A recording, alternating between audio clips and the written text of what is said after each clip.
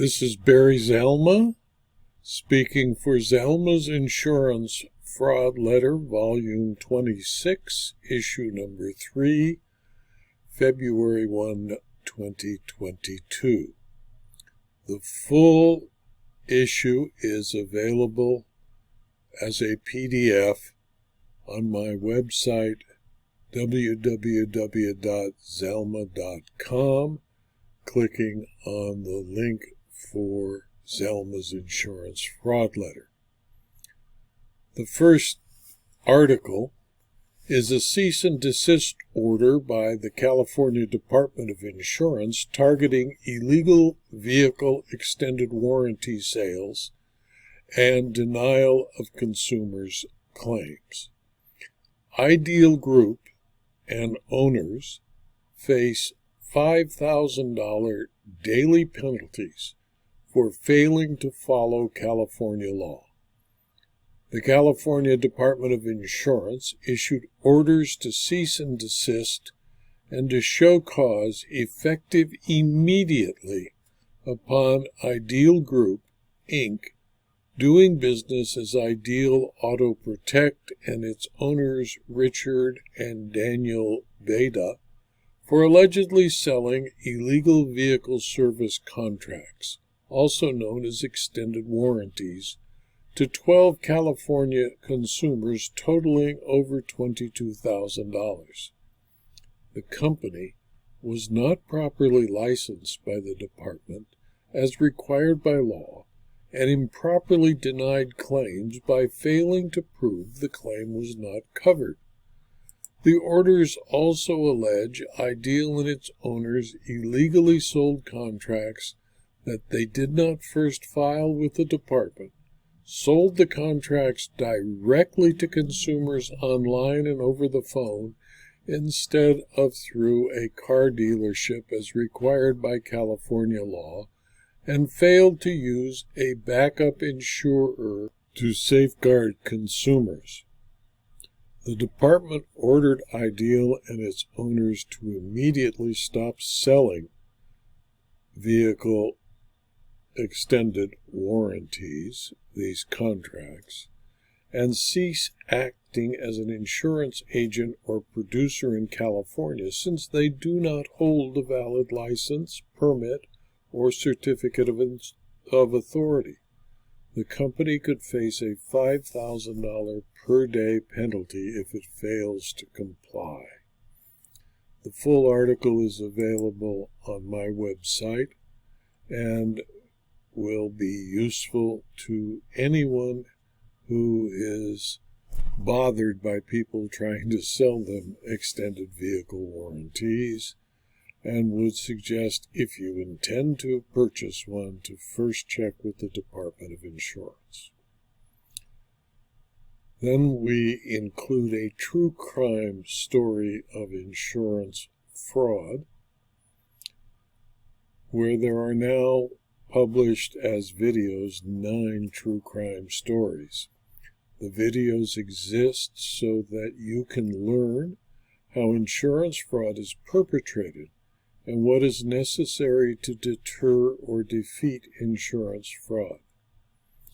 This video blog of true crime stories of insurance fraud, with the names and places changed to protect the guilty, are both and all based upon investigations conducted by me and fictionalized to create a learning environment for claims personnel, SIU investigators, insurers, police, and lawyers better understand insurance fraud and weapons that can be used to deter or defeat insurance fraud. The videos are available at zalma.com/blog, at rumble.com/Zalma, and at youtube.com. One of the stories, The Burned Up Russian, follows. Since arriving in the United States, the Russian had done well financially. He owned $1 million piece of real estate and 3 gas stations. He was in the jewelry business, wholesaling jewelry he would get on consignment from immigrants who arrived in the U.S. after he was settled. He was, however, cash poor. What he needed was quick cash. He decided to burn his house down. To profit from this action, he increased his homeowner's insurance coverage threefold. He found unscrupulous art appraisers who would sign appraisals in blank, or which he prepared for them. He, without the knowledge of his insurers, personally appraised all of his household goods as if they were great works of art.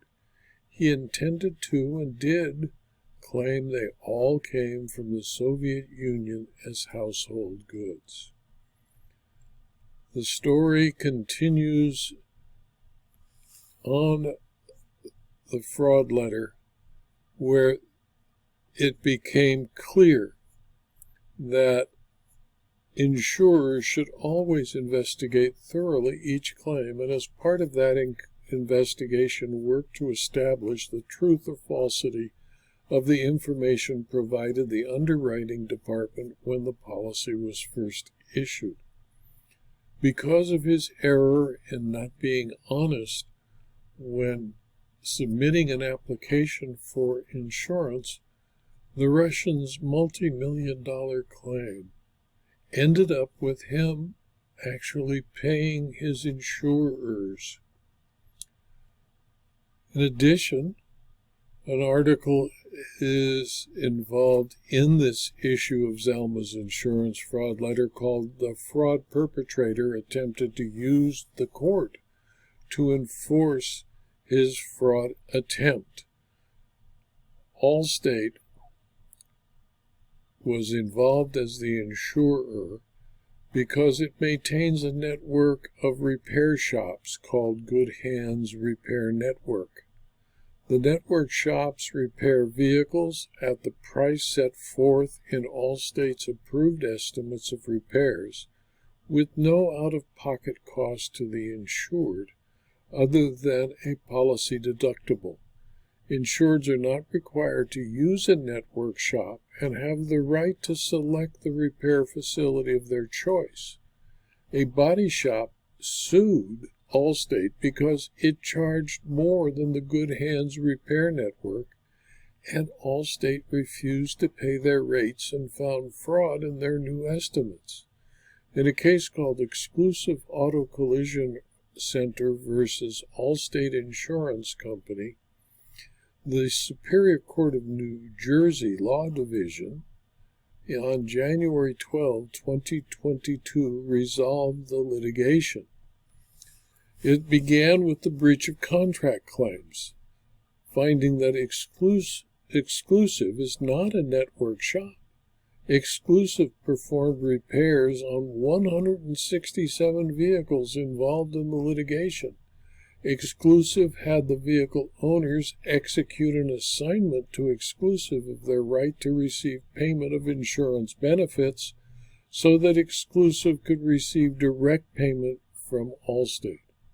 Under Allstate's policy with its insureds, it is obligated to pay for the cost to repair or replace the vehicle to its condition at the time of loss, subject to state laws and regulations.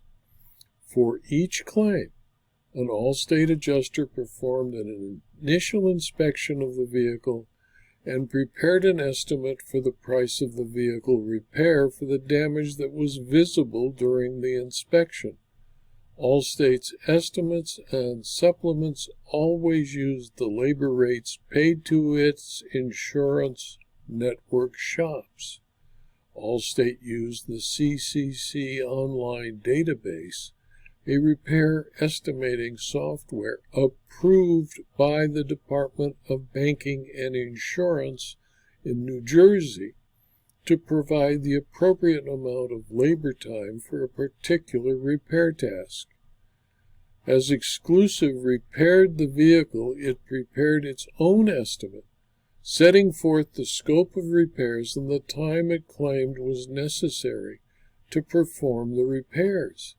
Exclusive presented its damage analysis to Allstate's appraiser during the inspection process.